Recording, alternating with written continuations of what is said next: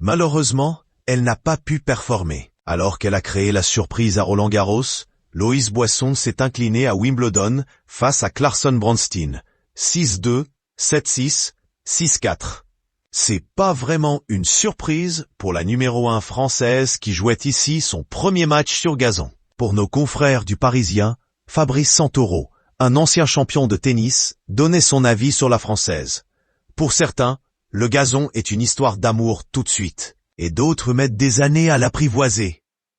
Ce sera sans doute le cas pour Loïs Boisson. Et pour cause, jouer sur terre battue et sur gazon est fondamentalement différent. Le préparateur physique des joueurs français confiait « L'enchaînement est tout de même difficile. Pendant des semaines, le corps s'est habitué à la terre avec des glissades, des appuis et des déplacements différents. Sur gazon, ce qui compte, c'est le petit jeu de jambes, pour ne pas se laisser emporter dans des chutes, tient-il à préciser.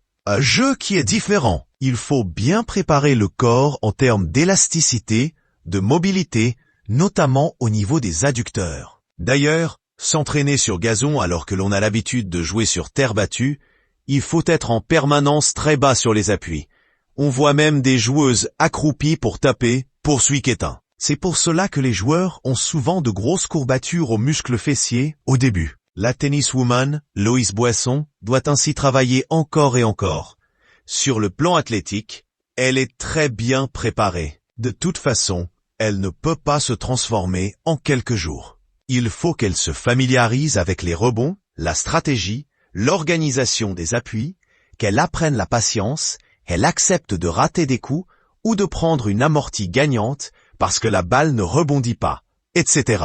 Ce qui va faire la différence, c'est sa faculté d'adaptation et sa gestion mentale de toutes ces particularités.